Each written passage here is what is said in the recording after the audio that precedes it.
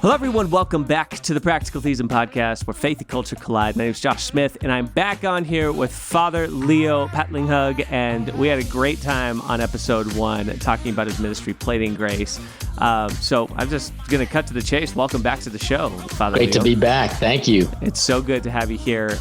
You told us a little bit about, for people who maybe missed the first episode, if you missed it, go check it out. But tell us a little bit about just kind of the ministry that you're involved with so people have a good update. Yeah, my organization is called platinggrace.com. It is the umbrella for all the other organizations, from my nonprofit to the food truck that we'll be starting, my speaking engagements, TV shows, books, podcasts. And really it's about connecting all of my favorite F words, from family, faith, and the FUN word, fun, because I think when you're plating grace, you can't make the church look stupid or boring or like leftovers. Yeah. So make sure the grace looks beautiful. I got to say, with the food truck coming out, are you planning to go on the road and just kind of take it around, or what's the game plan for that? What am I supposed to do in the truck? Just kind of like, I don't know, go plate grace in a food truck around the country. Well, that's exactly what I hope to do. So the objective is to use the food truck as a vehicle so that people can actually eat my food and not just think that I'm just all talk. Yeah. I mean, like, I did beat Bobby Flay on a Food Network Throwdown, so I do know how to cook. But people always say, well, all I do is hear you talk about faith or politics. I'm like, yeah, because I'm trying to feed your mind with all the nonsense that you're receiving. And if you really want to eat my food, then bring me out to your event so that I can cook and speak and feed you at the same time. Or, don't be creepy and come to my house maybe. And or buy one of the dinner tickets that we've been hosting throughout this past year. So the food truck is going to be a place where we provide formation opportunities for returning citizens, also known as ex-cons. They'll be working with some professionals who are there to help them in the skills of serving, because I believe that if you know how to serve people, you're going to be a professional in anything. So we'll partner with different companies, and hopefully they'll see that there's a good worker on that truck that they'll want to hire full time. Got it. I love that. Father Leo, we were just talking before the show about when I first got introduced to you and your work, and it was at the RE Congress, the Religious Ed Congress down in Anaheim, California. Heard you speak there. I love the energy and just the joy. And like, I'm a revert to the faith. And so one of the things that I feel that I have that I kind of look out for other people is like this spark, that fire, something that comes out. And you definitely have that. You're just like this naturally joy-filled person. Have you always been that way? Or was that something that came later through some sort of, Christ encounter? Yes and yes. So I've always been a little bit more energetic. Boredom is something that is like my Achilles heel. If I'm bored, it's like it'll suck every ounce of energy out of me. And I remember telling my dad how stupid church was because the priest was just so freaking boring. Yeah. And my dad says, well, like, if you could do a better job, do it. Like, so I'm like, fine. So I think I'm a priest just to show my dad up. And like, I always tell people, I don't know, I might have even said this at the conference that you were at. I said, my objective is just not to be boring. Yeah. I mean, that's my objective, is not to bore you. And the way that you get bored is when you don't ask questions. So boring is answering a question that no one is asking. So what I do to avoid being boring is I try to get into the heads and minds and hearts of people and find out what the questions are they're asking. So for example, at the Religious Ed Congress, I don't remember what talk. I've been there for like the past 10 years, I think, giving talks.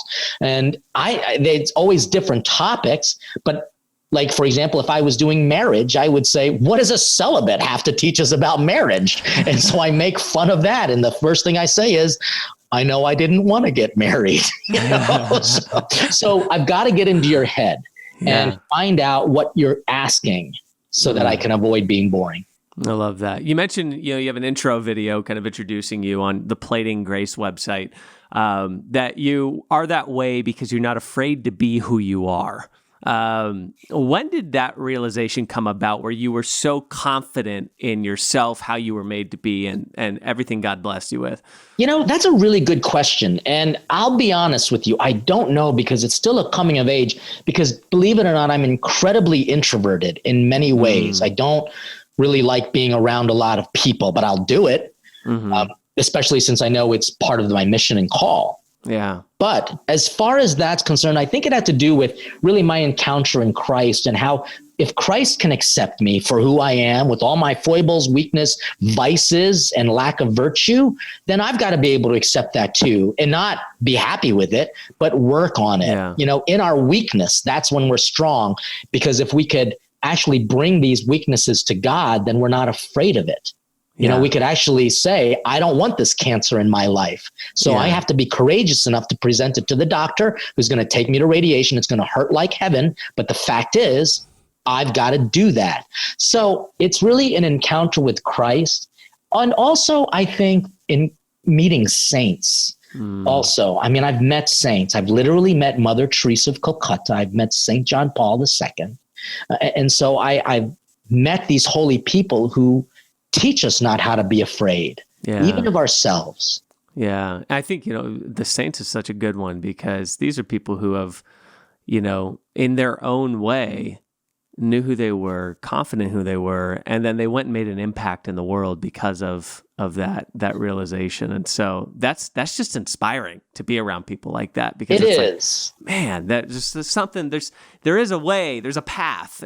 There is, and it's very unique to everyone. And so, I mean, I know that you're asking me the questions, but this is going to be something that I do in this encounter, because I didn't know you before this. But let me ask you, why did you come to my talk? What was it that made you want to sign up to hear some little Filipino priest just yap about whatever? I mean, was there no other talks to listen to that time slot? Yeah, I just kind of stumbled in there. No, I think because again, one of the things I'm looking for is people who, like the people that I'm attracted to are people who have a different spin, so to speak, on the gospel message and engaging the culture. Because I look for people who come from a different angle. Like the same old, you want to talk about boredom? The same old mumbo jumbo, like that's not my jam. Like I need something that feeds me intellectually, but at the same time is attractive. This is going to sound controversial, but it's attractive to non-believers and to the culture, right? Yeah, why would that sound controversial? Because sometimes people get in this mode of like, well, if you get to all about the attraction, then you might be missing the point. If it's too entertaining, you might be missing the point, that kind of thing. Which I'm like, yeah, I get where you're coming from with that, but I still think there's a way to balance that. And yet we wonder why people are leaving the church in droves, because the term entertainment does not mean stupidity, fluff, or anti-Christianity. Yeah. Christ was incredibly entertaining. In my opinion, the fact that he performed miracles was a source of wonder and bewilderment and entertainment. He didn't tell amazing stories just because he was practicing midrash as a Jewish teacher. He was doing it because Jewish people are good at telling stories. That's why a ton of them are comedians and writers for amazing sitcoms. Yeah. So what we've got to do is get back in touch with that entertainment side. We didn't make beautiful churches to bore people. We didn't make beautiful music to bore people. And we didn't create passion plays to bore people either. So the reason why I asked you that is because you answered the question that you kind of just wanted to ask me about this spark.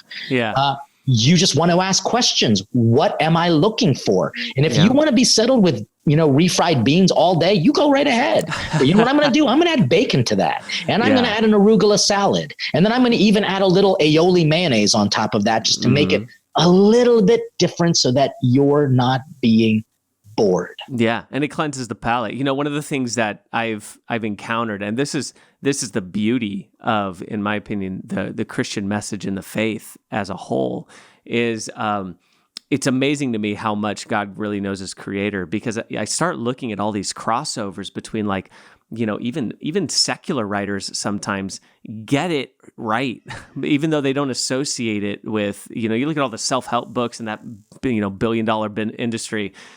You read a lot of those and you're like, man, he's hitting on or she is hitting on some really like poignant areas of just like the human experience.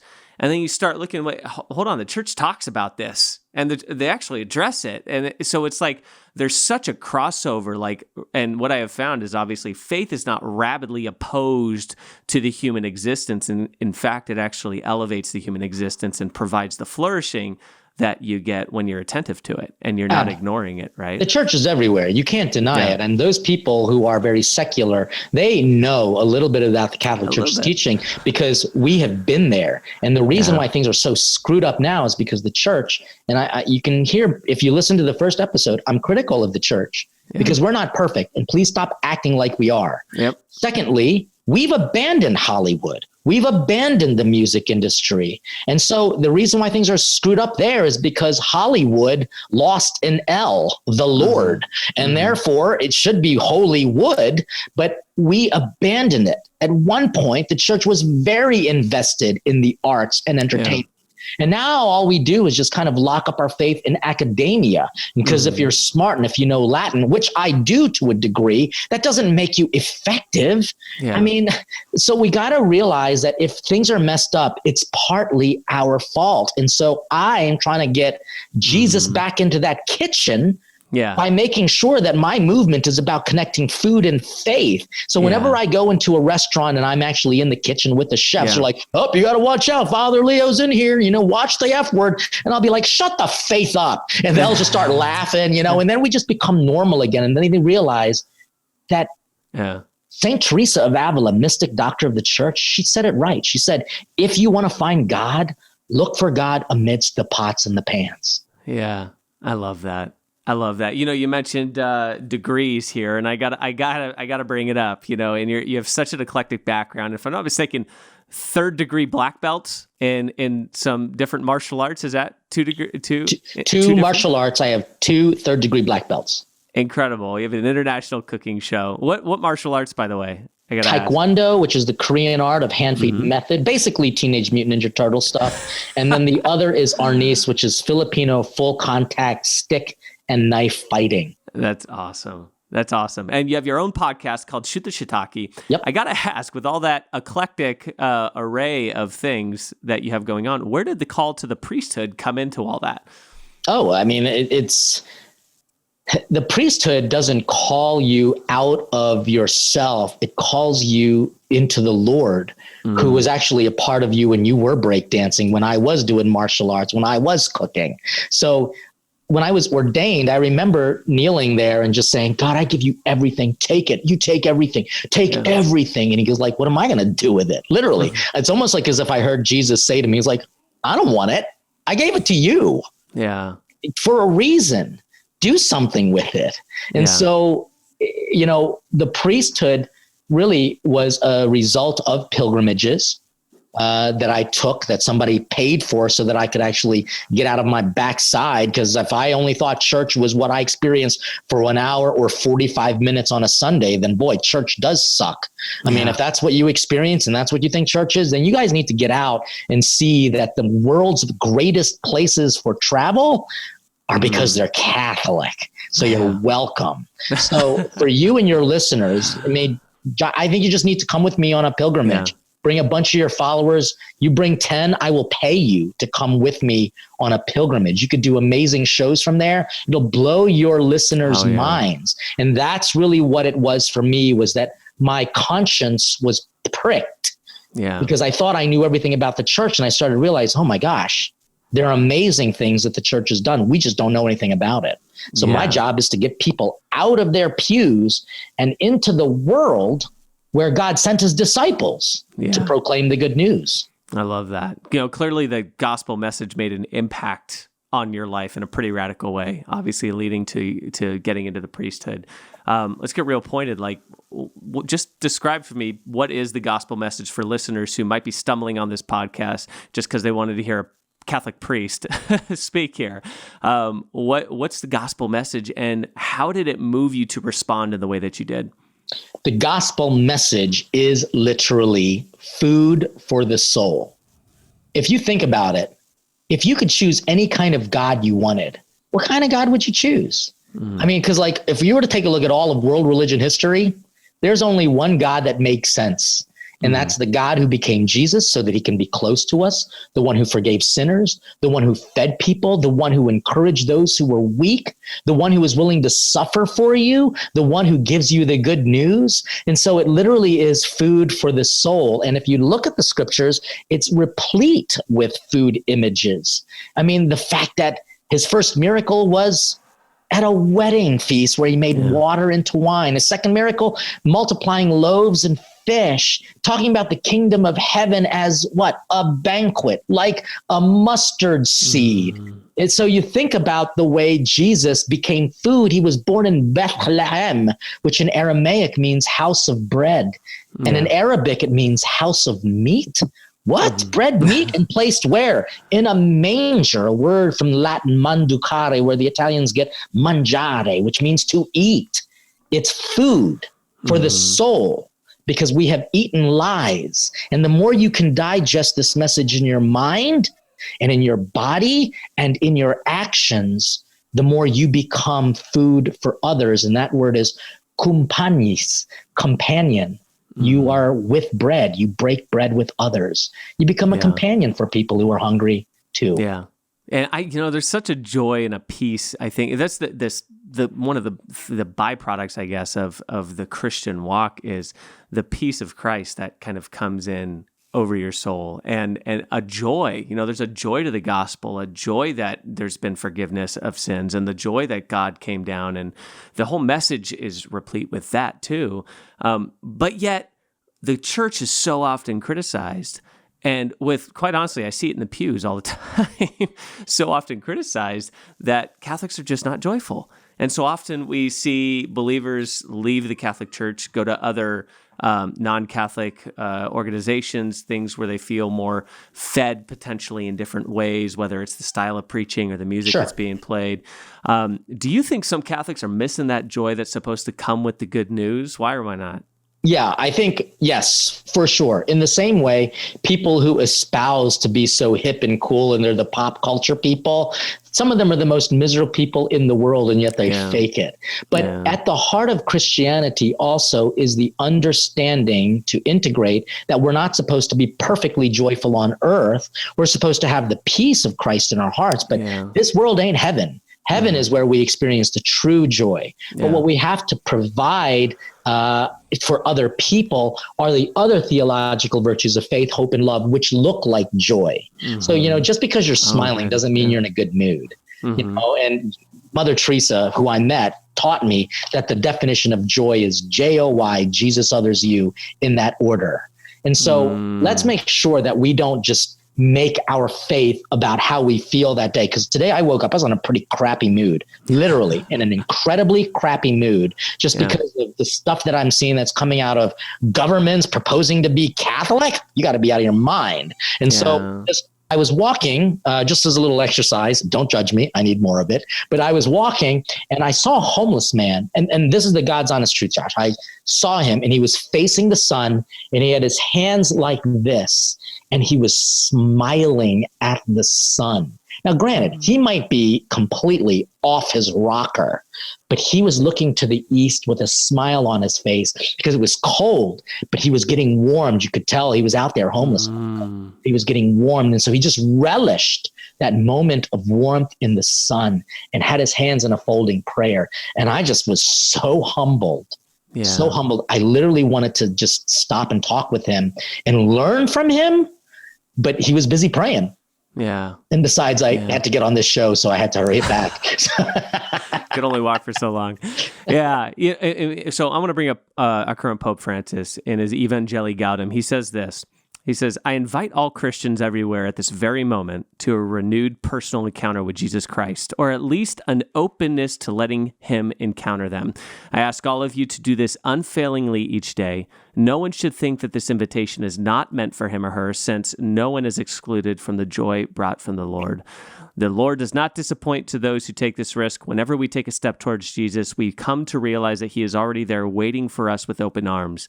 Now is the time to say to Jesus, Lord, I have let myself be deceived in 1,000 ways. I have shunned your love, yet I am here once more to renew my covenant with you. I need you. Save me once again, Lord. Take me once more into your redeeming embrace. beautiful prose and language, but where do you think Christians are missing Christ's attempts to encounter them?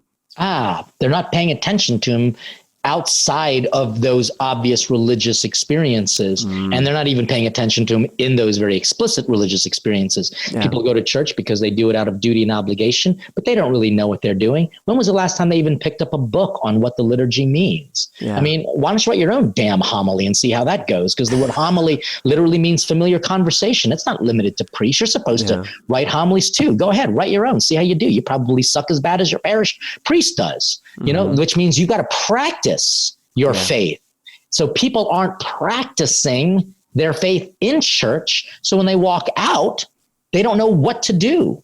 Yeah. So this lack of discernment comes from a lack of discipline in educating yourself about what the church is and the ways that you're supposed to encounter Christ. The liturgy, we hear from the liturgical documents, you experience Christ in 4 specific ways. In his sacred ministers, the priests, the Eucharist, obviously, in his word, and in each other. And if you can't experience Christ there, then guess what? You're doing something wrong. And if you don't know how to do it there, then you're going to stink real badly when you go out into the world, because the devil isn't able to operate in church as explicitly as the devil operates in the world, obnoxiously. So what you've got to do then is train your senses while you're in this spiritual gymnasium, so that when you go out into the world, you can see it. And so I can say I've been a priest for over 20 years, and I can go into the world and encounter Christ in incredibly profound ways. Certainly that's not to replace me praying in front of the Blessed Sacrament in my little chapel, but that means that I can't also not encounter Christ in that homeless guy who was literally praying to the east, because that's a liturgical prayer. Look to the east where light and hope begins. This is amazing. Yeah, you know what? You bring such clarity actually in that whole statement about something that I've personally really asked questions about, which is like this confusion so often that we have where we get in our own head of like, is God really trying to talk to me here with this? Or is that just me in my own head? Is that just what's happening in Josh's brain? And, but what you bring up though is like training yourself, and it brings this necessity to church. One of the things I've been thinking a lot about is the people who claim to be spiritual, but I'm not really religious. I don't need church. I'll just go into nature and I'll just experience them, which is true. It's valid point.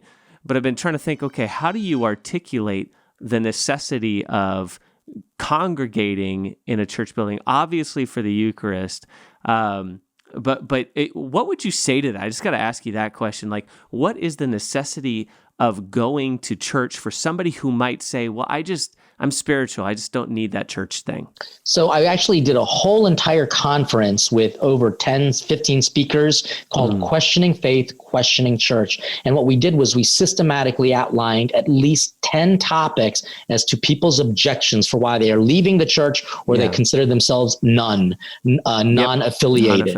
And that's one of the questions. So I want to encourage your listeners to just get the freaking conference so that you can understand in a way the answers that I'm going to give to you. One reason is because church is not about you. When you go out into nature and it's just you and your creator, that's a good thing, but that's not a full religion. A full religion is supposed to connect you physically to others as well. And so there's got to be a sense of otherness. You've got to actually be committed to other people. Secondly, you can go out into church, but how much money did you put in the poor box? Don't lie to me. And what did you actually learn? What were the songs that you sang? What were the hymns that you prayed? What was the sense of history that rooted you to a bigger sense of reality? When you eliminate the physicality of the incarnation church, you're diminishing what Jesus created. And you're also diminishing the 2,000 years of knowledge that we were able to accrue to help people to become saints. And then the third reason why church is absolutely necessary is because it is part of who we are as people. We are communal people. You need to have a congregation. I mean, even atheists are communal people. They have atheist celebrations. I mean, they're so ridiculous. And I have some atheist friends and I say, you're just so absolutely ridiculous because you become a church where you are the God. That's what it is. It's like, it's just you're worshiping yourselves. And I've never seen an atheist do anything good. I mean, so in the conference, I even confront atheism, and I have no trouble saying it. I have just as many degrees as they do. Most of them are just in academia spouting their nonsense. And what have they done? Fine, you could feed people. But why do you do it? If you do it out of pity, you do it differently for a Christian. The reason why Christians feed the homeless and the hungry is because we see Christ in them and because we see Christ in us. Yeah. You do it for very authoritarian, pitiful reasons that are really filled with, I don't know, arrogance and sadness. We do it for other deeper reasons. That's why church is not important. It's necessary. I love that. Great answer. Father Leo, just as we kind of tie this up with a nice little bow, or I guess a nice little ganache, what advice would you give Catholics specifically because not everybody's got necessarily all of your charisms and everything, but some people just have different tones, different personalities, right? So what advice would you give them for encountering the culture in a way that's going to make a positive impact? I mean, I'm saying this to your listeners. I'm also saying it to you because I like you. I don't know you very well, but you seem great. You seem like you're asking real questions that matter. Continue your formation. Continue to experience ongoing formation, which literally stopped for many people when they turned 13 after they got confirmed. And you need to have communities where you can encounter formation. So for example, the work that I do, I have something called the Academy at platinggrace.com. And it's an online formation community where we actually do what I learned from my seminary. When they formed me to become a priest, I take those same principles and help you to become the witnesses of faith that you are called to be. So it's not just education and it's not just praying. It's also your pastoral skills and your human formation. So I try to apply all of what the church teaches for this ongoing formation. So my advice is, just don't listen to the podcast. Do something about it. Obviously, pound that like and subscribe button, but then also go to the Academy and learn something. Yeah, I love it. Well, Father Leo, this has been awesome. Fantastic 2 episodes. Such a pleasure having you on. Really appreciate it. How can people find out more about you who are listening right now? Join me at platinggrace.com for the Academy to watch the shows. If you join the Academy, you just donate a few dollars every month and get access to amazing content, including the podcast, which is already free, the TV shows, which is already free. But then you get these one-on-one formation sessions with me, kind of like how I did it with you. Could you imagine if you had a chance to do this every week? That'd be awesome. This is what the Academy is all about.